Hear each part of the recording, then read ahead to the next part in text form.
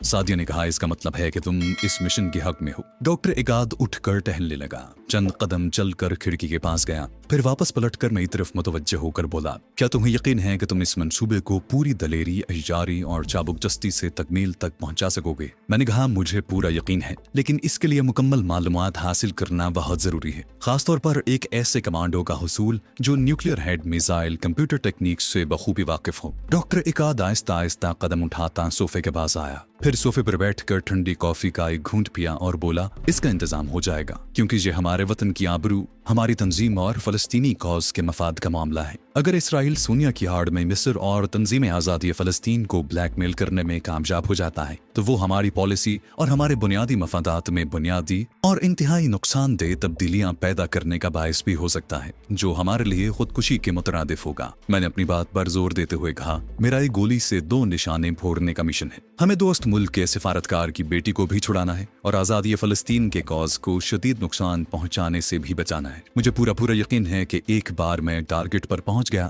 तो इसराइल घुटने टेकने पर मजबूर हो जाएगा, क्योंकि दूसरी सूरत में उसे अपने दारुल हुकूमत की मुकम्मल तबाही और बर्बादी का मंजर देखना होगा, जिसे वो कभी गवारा नहीं करेगा। सादिया खामोशी से कॉफी के हल्के हल्के घूंट ले रही थी। उसकी चमकीली आंखें कभी डॉक्टर इकाद और कभी मेरे चेहरे का जायजा लेती। मैंने अपनी बात खत्म की तो वो डॉक्टर इकाद की तरफ देखते हुए बोली, इस काम में देर नहीं करनी चाहिए। अगर आप लोगों ने इस मिशन पर अमल करने का फैसला कर ही लिया है तो फिर इस पर आज ही से काम शुरू कर देना चाहिए। मैंने कहा, मुझे सबसे पहले इसराइलियों के इस अंडरग्राउंड न्यूक्लियर मिसाइल स्टेशन का पूरा नक्शा चाहिए, फिर गेट पर बोला जाने वाला खुफिया पासवर्ड और कंप्यूटर टेक्निक का माहिर कमांडो साथी। डॉक्टर इकाद मूंछों के नीचे जरा सा मुतबस्सम होकर बोला, मेरे अजीज, तुम्हें एक और चीज की सबसे अशद जरूरत है जिसे तुम भूल रहे हो और जिसके बगैर तुम न्यूक्लियर मिसाइलों को अपनी जगह से हल्की सी जुम्बिश भी नहीं दे सकोगे। मैं डॉक्टर इकाद का मुंह तक में लगा। डॉक्टर इकाद मेरी तरफ झुक गया, राजदारी से कहने लगा, तुम्हें उन कलीदी हिंसों की जरूरत है जिनकी मदद से एटमी मिसाइलों का रुख मोड़ा जाता है।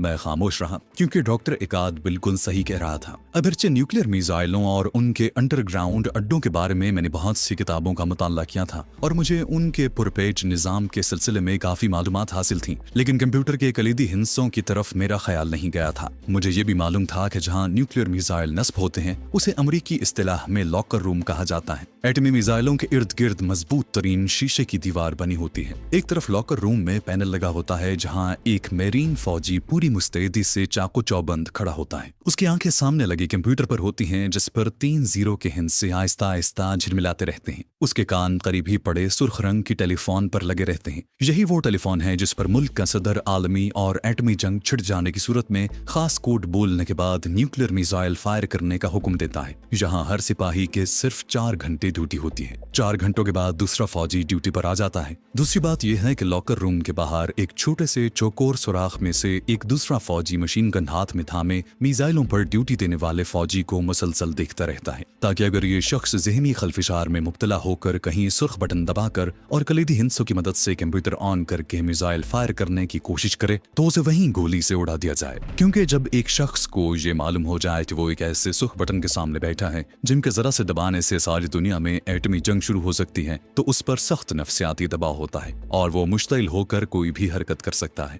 इसी खतरनाक नुक्ते को सामने रखते हुए एक तो लॉकर रूम में 4 घंटे से ज्यादा कोई मेरीन ड्यूटी नहीं दे सकता, दूसरे एक दूसरा फौजी उसकी मुसलसल निगरानी कर रहा होता है। न्यूक्लियर गाइडेड मिसाइल की अंडरग्राउंड तमसीबात 4 कमरों पर मुश्तमिल होती है। इनमें किसी जगह सिवाय लॉकर रूम के कोई पुख्ता दीवार नहीं होती। दीवारों की जगह फौलादी जंगले लगे होते हैं जो बटन दबाने से ऊपर उठते हैं और फिर नीचे आ जाते हैं। ऐसा इस वजह से किया जाता है कि कमरों की हर शय पर नजर रखी जा सके। सिर्फ लॉकर रूम की मुख्तसर 4 दीवारी फौलादी और कॉन्क्रीट से तैयार की गई होती है। उसका दरवाजा भी फौलादी सलाखों वाला होता है जहां से लॉकर रूम के अंदर न्यूक्लियर मिसाइलों और पहरे पर मौजूद फौजी को आसानी से देखा जा सकता है। यहाँ जगह जगह दीवारों के साथ टीवी स्क्रीन होते हैं जिन पर बाहर चारों तरफ का मंजर हर वक्त नजर आता रहता है। इसराइल का न्यूक्लियर मिसाइल स्टेशन अमेरिका की मदद से लगाया गया था और उसके लॉकर रूम में 4 एटमी मिसाइल नस्ब थे। उनके न्यूक्लियर हेड थे, यानी उनके सरों पर एटम बम लगे होते हैं। इन 4 मिसाइलों में से एक मिसाइल का रुख शाम के दारुल हुकूमत दमिश्क,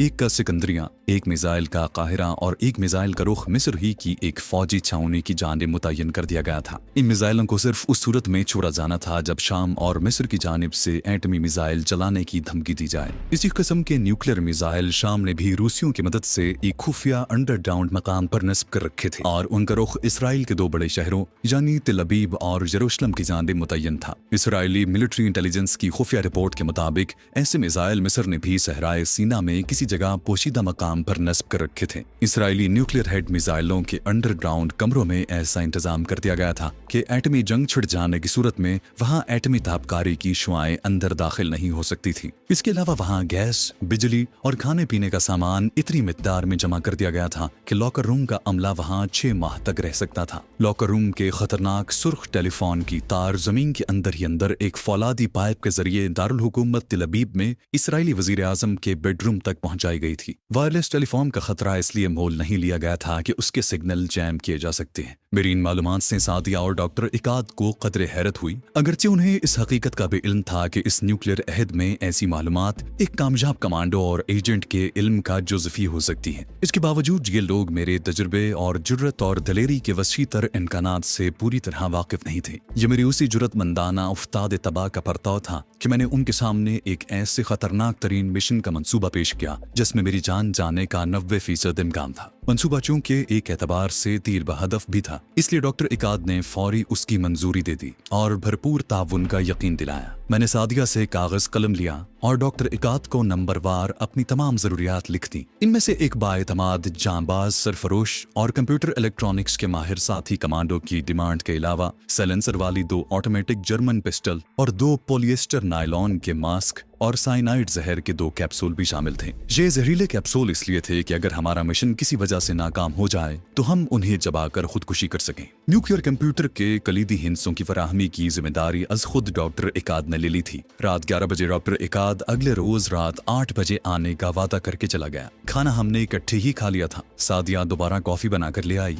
मैं उसके बिस्तर से उठकर बड़े सोफे पर बैठ गया। सादिया चौंक कर बोली, ये क्या? नहीं नहीं, तुम पलंग पर ही सोगे, मैं सोफे पर सो जाऊंगी, तुम्हारी तबीयत ठीक नहीं। मैंने पहली बार सादिया की स्याह चमकीली आंखों में गम के स्याह बादल उमड़ते देखे। ये बदली किसी वक्त भी बरस सकती थी। अगली रात डॉक्टर इकाद ठीक 8 बजे आ गया। उसने इसराइली न्यूक्लियर मिसाइल अड्डे के बारे में मुझे जो मालूमात फराहम की उस पर मैं हैरान रह गया था। तब मुझे एहसास हुआ कि इस मुख्तसर से गैर दिलचस्प फलस्तीनी मुजाहिद का दायरा कार किस कदर वसी था और उसके आदमी कहां कहां तक फैले हुए थे। ये एक नीले लेटर पैड का कागज था जिस पर मिसाइल अड्डे का सारा नक्शा बना हुआ था। न्यूक्लियर कंप्यूटर के कलीदी हिंसों के बारे में डॉक्टर ने कहा, जो फलस्तीनी कमांडो मेरे साथ जाएगा ये हिंद से उसे अजबर है और वही मुझे बताएगा। मैं मिसाइल अड्डे के नक्शे का बड़े गौर से मुताला करने लगा। डॉक्टर इकाद ने सिगार सुलगाते हुए कहा, इस सिलसिले में मजीद मालूमात तुम्हें वहां पहुंच कर मिल जाएंगी। हमारा एक आदमी वहां है जो कमांडो तुम्हारे साथ जाएगा, वो उसको जानता है। उसे तुम्हारे मिशन के बारे में पहले से इत्तला कर दी गई है। तुम्हारी तस्वीर भी उसे दिखा दी गई है। मैंने डॉक्टर इकाद से पूछा कि फलस्तीनी कमांडो कब आएगा। इस पर उसने अपनी आंखें सुकेड़ कर मेरी तरफ देखा और बोला, तुम अपना मिशन कब शुरू करोगे? मैंने कहा, अगर फलस्तीनी कमांडो कल मुझसे मिल जाए तो मैं कल रात ही अटैक कर दूं। सादिया कॉफी बनाकर ले आई। डॉक्टर इकाद कहने लगा, जिस फलस्तीनी कमांडो को तुम्हारे साथ जाने के लिए चुना गया है उसका कोई नाम नहीं। वैसे जहां वो एक इसराइली नाम से अपना काम कर रहा है, मगर तुम्हारे लिए वो नाम बेकार है। तुम उसे फॉक्स के नाम से बुलाओगे। फिर डॉक्टर इकाद ने अपनी कलाई की घड़ी पर वक्त देखा और बोला, आज रात 12 बजे के बाद तुम मेरे साथ फलस्तीनी कमांडो फॉक्स से मुलाकात करने वाले हो। ठीक है, मैं 12 बजे आऊंगा। उसने कॉफी का एक घूंट तक न पिया और ब्रीफकेस उठाकर फ्लैट की सीढ़ियां उतर गया। सादिया स्टोर बंद करने चली गई। मैं टेबल लैंप की रोशनी में मिसाइल अड्डे का नक्शा खोल कर बैठ गया। लॉकर रूम की दीवार तक अंडरग्राउंड अड्डे की एक एक राहदारी वाज़े तौर पर नजर आ रही थी। मैंने एक एक तफसील को जहन नशीन कर लिया। थोड़ी देर में सादिया आ गई। उसने बताया कि स्टोर का अकबी फायर डोर उसने अंदर से खुला रखा है क्योंकि डॉक्टर इकाद को उसी दरवाजे से वापस आना था। मैंने सादिया से फलस्तीनी कमांडो फॉक्स के बारे में सवाल किया तो वो बोली, मैंने उसे आज तक नहीं देखा। हम एक दूसरे के फर्जी नाम जरूर जानते हैं मगर एक दूसरे से मिलते कभी नहीं। मेरा सिर्फ डॉक्टर इकाद से ही राब्ता है। एक तरह से ये हमारा इस जोन का स्पाई मास्टर है, लेकिन इससे भी कभी कभार मुलाकात होती है। तुम्हारे मिशन के बायस ये बार बार आ रहा है। मैंने पूछा कि फलस्तीनी कमांडो से कहाँ मुलाकात होने वाली है। इस पर सादिया ने बिस्तर पर नई चादर बिछाते हुए अपने कंधे उचकाए और बोली, इस बारे में मैं कुछ नहीं जानती। खाना हमने पहले ही खा लिया था। 11 बजे रात तक हम कॉफी पीते और बातें करते रहे। ठीक 12 बजे साथ या ये कहकर नीचे चली गई कि डॉक्टर इकाद आ गया होगा। चंद सेकंड गुजरे होंगे कि मुझे डॉक्टर इकाद के सिगार की खुशबू सीढ़ियों से आती महसूस हुई। खिलाफ तवक्को उसने इसराइली राहिबों वाला लिबास पहन रखा था। उसके हाथ में ब्रीफकेस की बजाय कोई मजहबी किताब थी। ऐसा ही एक लिबास वो मेरे लिए भी लाया था। उसने पैकेट मेरी तरफ उछाल कर कहा, इसे फौरन पहन लो, तुम्हें मेरे साथ चलना होगा। मेरी छोटी सी फ्रेंच कट दाढ़ी बढ़ाई थी, सर पहले ही मुंडा हुआ था। मैंने सर पर राहिबों वाली टोपी जमाई, निस्वारी लंबा चोगा पहना, हाथ में तस्बीह संभाली और डॉक्टर इकाद के पीछे पीछे स्टोर के अकबी दरवाजे से अंधेरी गली में निकल गया।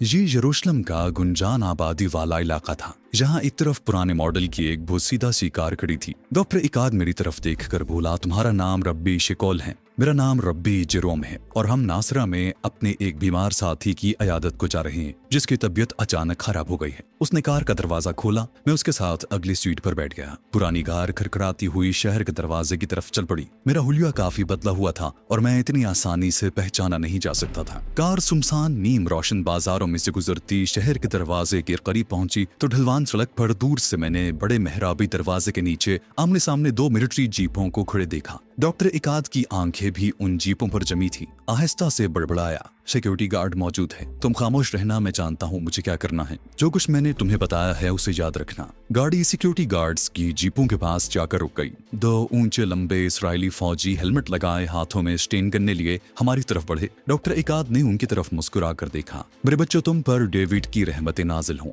हम अपने एक साथी रब्बी की शदीद अलालत के बायस अभी नासरा जा रहे हैं। अरे हाँ, मेरे पास तिल अबीब से आए हुए कुछ उम्दा सिगार हैं, क्या तुम शौक करोगे? यह कहकर डॉक्टर इकाद ने गाड़ी के डैशबोर्ड में से सिगार का एक पैकेट निकालकर सिक्योरिटी गार्ड्स की तरफ बढ़ाया। पुरानी गाड़ी में 2 सीधे साधे राहिबों को देखकर पहले ही मुतमईन हो चुके थे। अब सिगार मिले तो खुश होकर शुक्रिया अदा किया और आगे बढ़ने की इजाजत दे दी। हमारी कार ढलानी सड़क पर खड़खड़ाती तेजी से आगे बढ़ी और फिर शहर के बाहर जाती खुली सड़क पर एक तरफ रवाना हो गई। डॉक्टर इकाद खामोश था। कार रात के अंधेरे में सितारों की धीमी रोशनी में बंजर टीलों के आसपास से होकर आगे बढ़ रही थी। एक बार मैंने इकाद से कोई बात करने की कोशिश की तो उसने हाथ के इशारे से मुझे खामोश रहने की तलकीन की। सड़क सांप की तरह टीलों के दरमियान बल खाती जा रही थी। मुझे सामने एक टीले के अकब में रोशनी नजर आई जो आगे हमारी तरफ बढ़ रही थी। फिर अचानक सड़क पर हमसे थोड़े फासले पर एक दूसरी गाड़ी नमूदार हुई जिसकी हेडलाइट्स की रोशनियां सड़क पर पड़ रही थी। डॉक्टर इकाद ने दांतों से अपने भीजे हुए होठ काटते हुए कहा, इसराइली फौजी जीप है, खबरदार कोई बात न करना,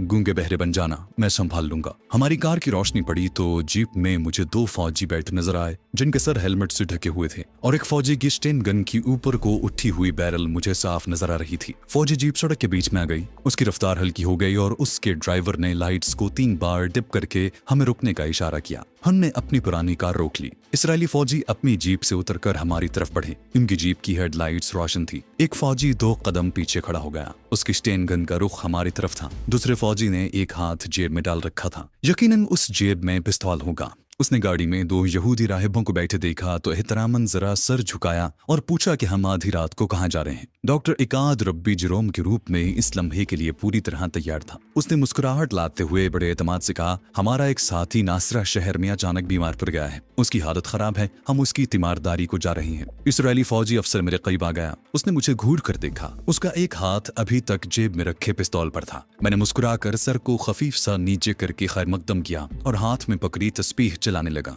वो पीछे हट गया और डॉक्टर इकाद की तरफ देखकर बोला, ठीक है फादर, तुम जा सकते हो। मेरी जान में जान आई। थोड़ी देर बाद हमारी गाड़ी एक बार फिर रात के अंधेरे में यरूशलेम के जनूबी मज़ाफात के पहाड़ी टीलों के दरमियान चक्कर खाती जा रही थी। इकाद ने गहरी सांस लेकर कहा, अब आगे रास्ता साफ होगा। बस यही जीप थी जो चली गई। मैं खामोश रहा। हमारी पुरानी गाड़ी खड़खड़ाती हुई एक टीले की ढलान उतरकर जैतून की ऊंची झाड़ियों के करीब आई तो मुझे दरख्त के अकब में एक बैरक नुमा इमारत की ढलानी छत का साया सा नजर आया। इकाद ने गाड़ी उस बैरक के पीछे झाड़ियों की ओट में खड़ी कर दी और मुझे साथ लेकर बैरक के सामने वाले बरामदे की तरफ आ गया। बैरक छोटी सी थी, एक तरफ से उसकी छत नीचे को झुकी हुई थी। लकड़ी के सुतून पर कोई जंगली बेल चढ़ी हुई थी। अंदर कहीं भी रोशनी नहीं थी। बरामदे का फर्श नाहमवार था। डॉक्टर इकाद ने बंद दरवाजे पर आहिस्ता से कहा, फॉक्स। दरवाजे का पट चरचराहट के साथ खुल गया। अंदर आ जाओ, किसी ने करख्त आवाज में कहा। पहले तो मुझे अंदर दाखिल होने के बाद कुछ भी दिखाई न दिया। इकाद मेरे करीब ही खड़ा कह रहा था, पाकिस्तानी कमांडो मेरे साथ हैं। वो करख्त आवाज बुलंद हुई, तुमने अपनी तसल्ली कर ली है? इकाद ने कहा, हाँ। अब मुझे अंधेरे में एक आदमी का हयूला नजर आया जो एक मेज पर दोनों हथेलियां टिकाए आगे की तरफ झुका हुआ था। उसने मेरी तरफ देखा। उसकी आंखें चीते की आंखों की मानिंद चमकने लगी। उसने अब मुझे मुखातिब किया, तुम्हारे बारे में मुझे सब कुछ बता दिया गया है, मगर मेरे बारे में तुम्हें कुछ मालूम नहीं है। इसकी जरूरत भी नहीं है। पाकिस्तानी हमारे मुस्लिम भाई हैं, उन्होंने हमेशा हमारे कॉज की हिमायत की है। क्या तुम मेरे साथ मरने के लिए तैयार हो? वो अरबी में बोल रहा था। मैंने अरबी में ही जवाब दिया, अपना मिशन पूरा किए बगैर नहीं मरूंगा। फॉक्स की आंखों की चमक में इजाफा हो गया।